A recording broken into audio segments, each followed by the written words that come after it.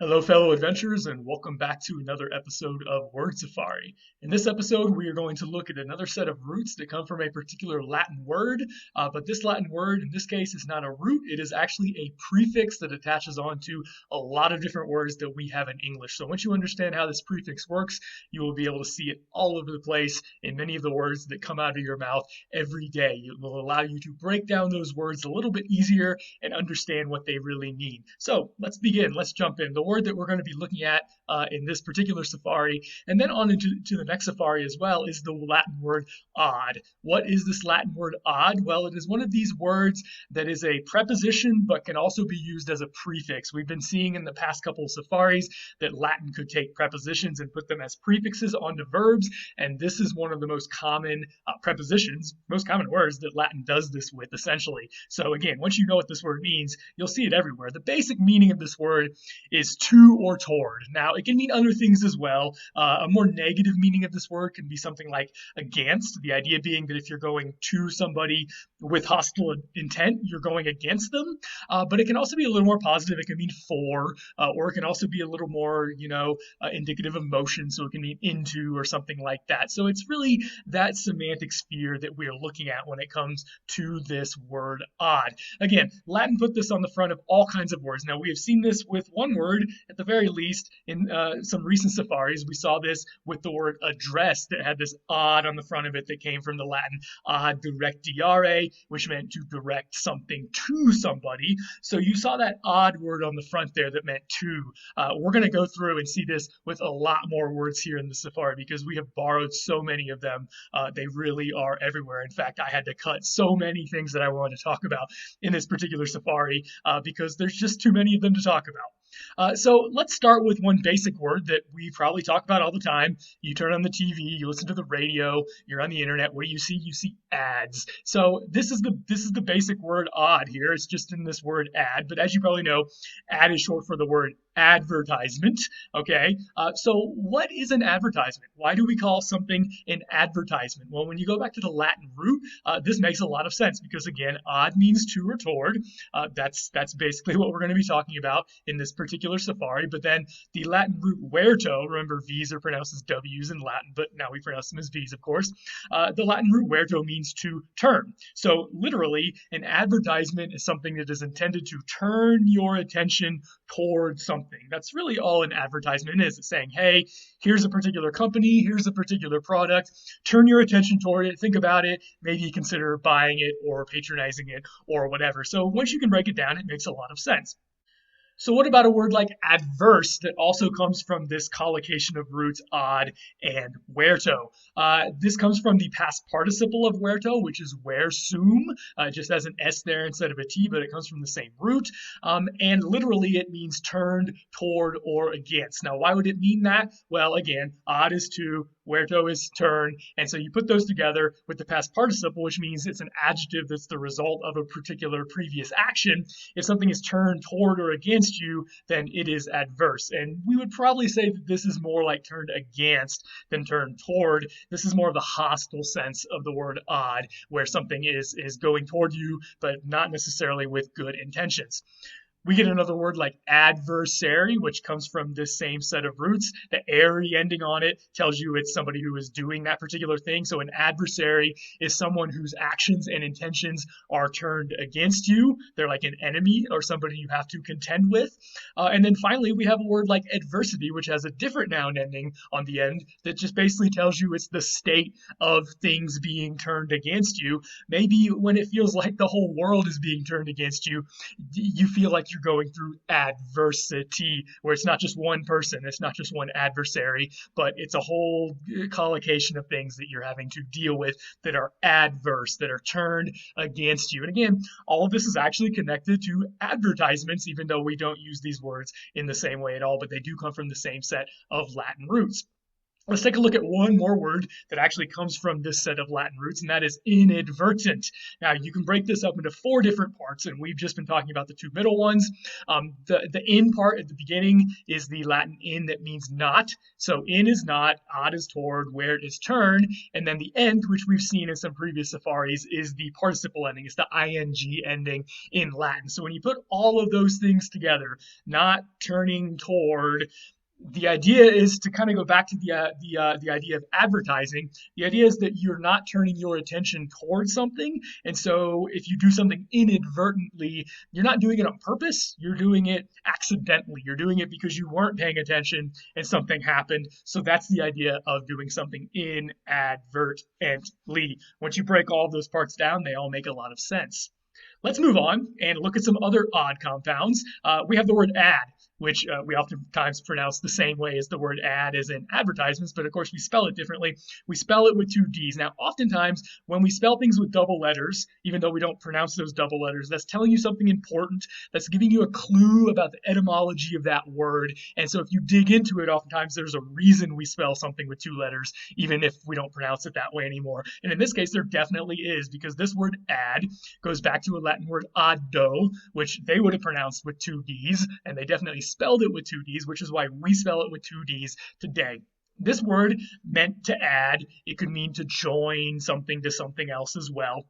And it's made up of odd, this prefix we're looking at, plus a Latin morpheme, in other words, a meaning-bearing unit of the word do, which in this case was not its own word. If you know Latin, you know do is a word. It doesn't mean put or place, like this one does. This is a morpheme that could not be its own word, but it could occur together with other words like it does here in addo. So addo was a verb that means to put or to place something toward or onto or alongside something else. So you can see how we would get our word add from a Latin word that meant to put or place something next to something else, because that's basically what you're doing when you are adding two things, right? You're putting them together.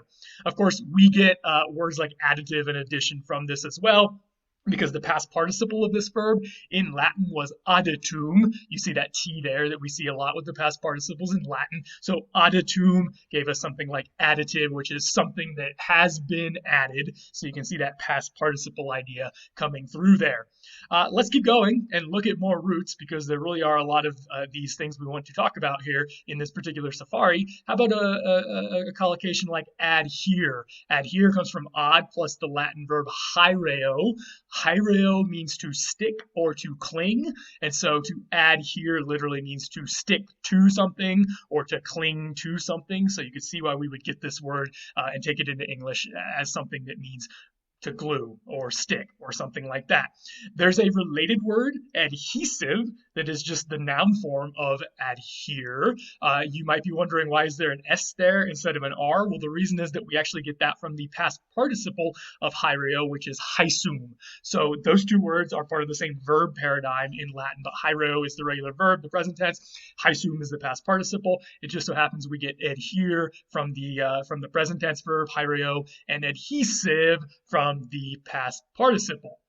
Let's keep going on. Let's keep looking at more collocations of verbs here and words that we get in English. We get something like admire, which comes from ad, of course, plus miror. Miror is a verb that means to be amazed or to marvel at. So literally when you are admiring something, you are marveling at it, or you're regarding it with wonder. You're looking at it and you're amazed, or you really like it in some way, shape, or form. In case you're wondering, we don't actually get the word admiral, like a particular officer in a navy or on a boat from this. That actually comes from Arabic, and it's a totally different word.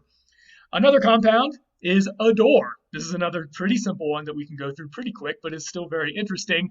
Ad, of course, means to. Oro is the Latin verb that means to pray or to plead or to beg or to ask for.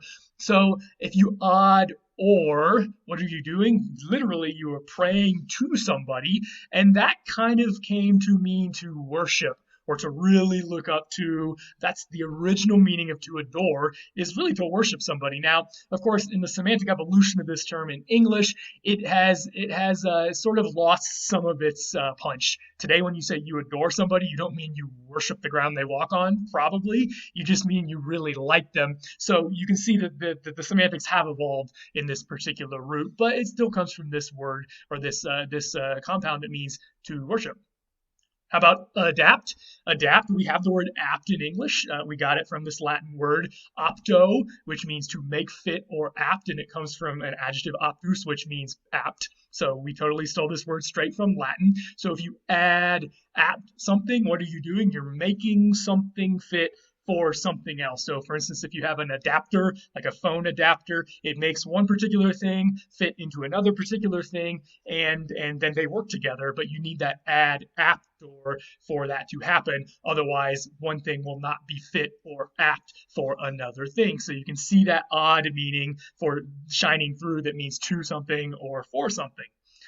What about another word that's very similar to adapt? Change one letter, you get adopt. What does the opt mean? It comes from the Latin verb opto, which means to choose or to select. Obviously, we also stole the word opt, like you opt for something in English, from this Latin root, so you're probably very familiar with it. So if you add opt something or somebody or a pet or a baby or whatever, what are you doing? Literally, etymologically, you are choosing it for yourself. And the for yourself, the to yourself, is the odd part. And of course, the opt is the choosing part. So again, when you put those two things together, they make perfect sense, and you can see why that word would mean what it means. Let's keep going. A little more complicated is the word adequate. What does the word adequate mean? Well, odd is again to or for, something like that. The equate part looks like equate, and it should, because it's totally connected to words that we have in English, like equate and equal and equator even. Maybe this will have to be in a whole nother safari on that route, because there's a lot to talk about. But those ultimately come from a family of words like equo in Latin. In Latin, equo, the verb, means to make equal or level. The adjective is equus, the verb is equo. And so to make something adequate comes from the past participle of this verb aequatum, which explains the T there in adequate. What does that mean etymologically when we dig into it? It means something that has been made equal to the task. It's enough. If something is adequate, it's not too much, it's not way more than you need, but it's also not less than you need.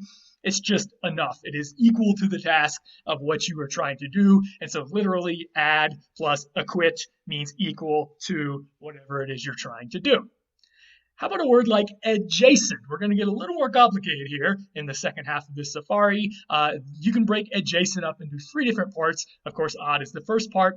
The second part comes from the Latin verb yakeo. Remember, C's are always hard in Latin, which was why I'm pronouncing it yakeo.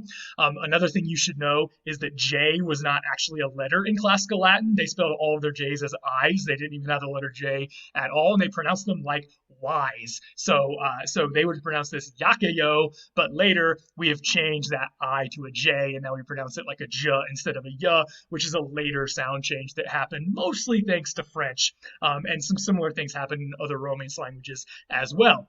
So yakeo became JAC, the J there in adjacent. If you remember, this ENT is a participle ending in Latin, so this is the ING ending. So what does it mean if something is adjacent to something else? It means it's lying next to something else. The next to is the odd part. Yak means to lie or to rest or to be situated. Odd is to, toward, next to, something like that. So when you put all those together, you get adjacent. It's lying next to something else, and it all really makes sense when you break it up.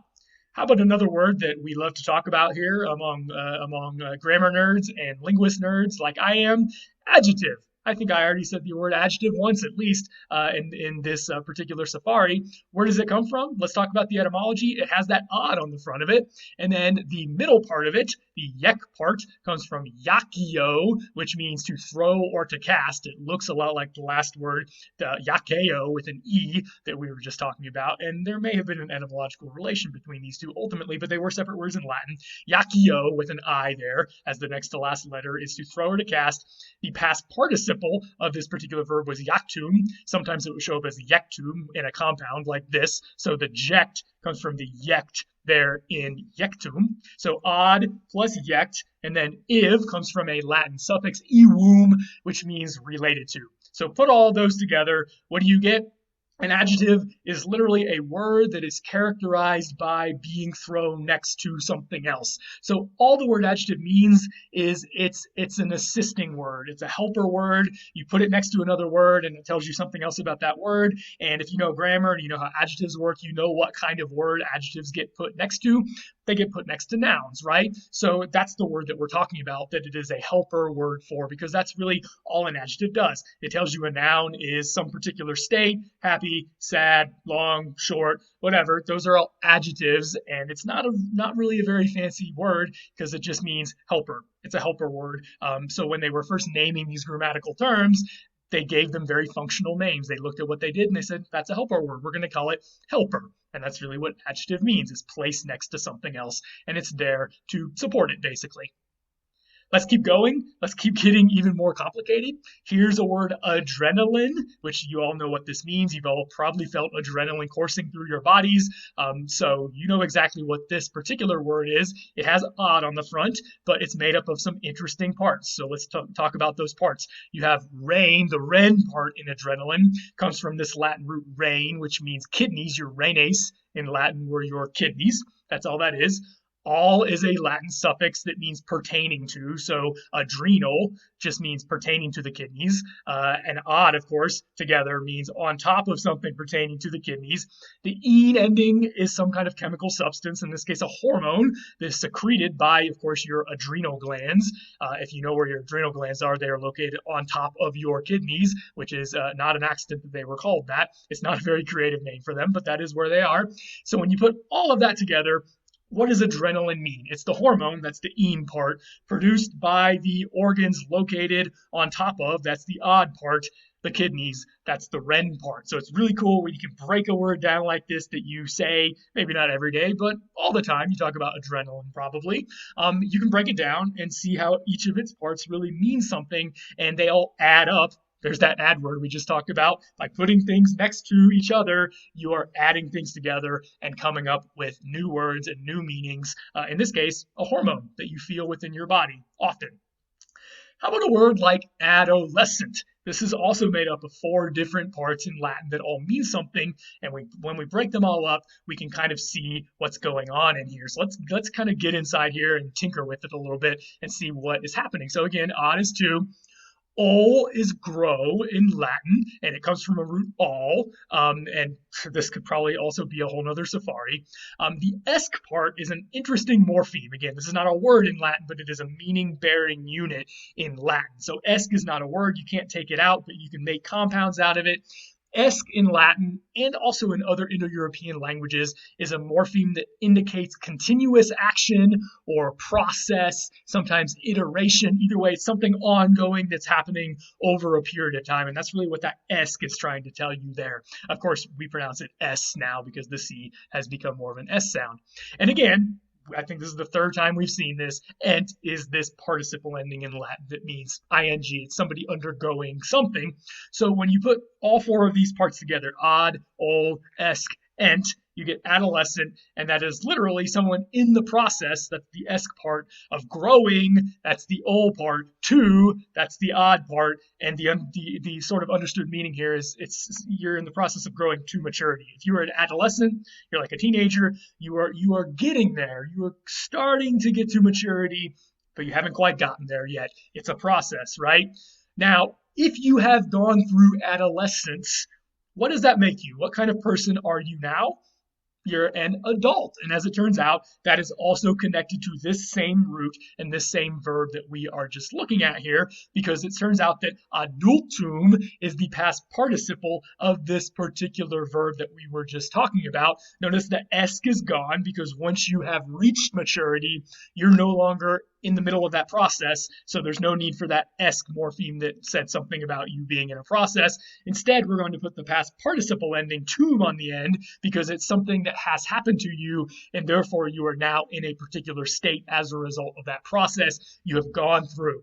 Now, the odd is still there. The ol has changed to ul, so you change the vowel a little bit from o to u. That's something going on in Latin that we don't need to worry about, but it is from the same root. So you get ad, ul, tum. And if you are an adultum, you are someone who has grown to maturity. Again, the grow part is the ul, the odd part is the tu, and the tum part is just telling you it's a state that you are now in. You are an adjective. You are described by that particular word.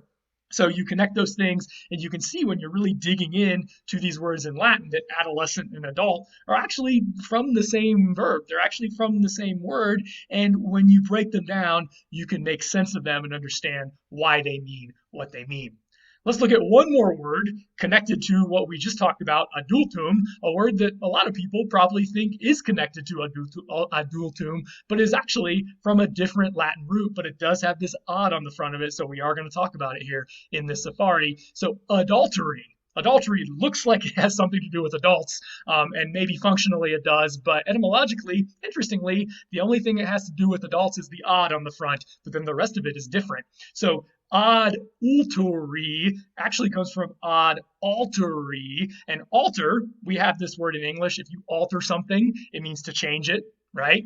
We stole this from this family of Latin words that as a verb can mean to change, but as an adjective means different, because if you change something, you're making it different. So you can see how that adjective and that verb would be related to each other. So adultery literally means to apply change to, that's the odd part, change to something else. And then that E is just a noun ending. It's the process or the state of doing this, right?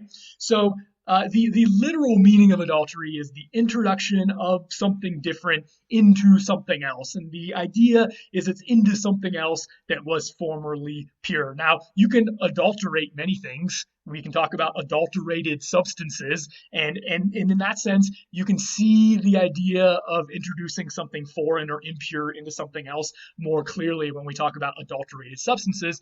But you can also understand the metaphor that's being used for something like marriage. A marriage is between two people. If a foreign substance or person is introduced, that is adultery, and that's literally all that word means. So interestingly, adultery and adult are not really connected to each other etymologically, even though you may think that they are. Now, we're going to end there for now, but we're going to come back next week and talk about a whole nother set of words that have odd in them, but with a pretty significant twist. The odd is going to be hiding in a lot of these other words that we're going to be looking at next week. So stay tuned, and we'll come back with a whole bunch more odd words. In the meantime, feel free to comment with other odd words, because honestly, I left out a lot. I could have made this 2 or 3 times as long as I did, because there really are so many odd words. So you're going to see them everywhere now that you're looking for them. See you next week.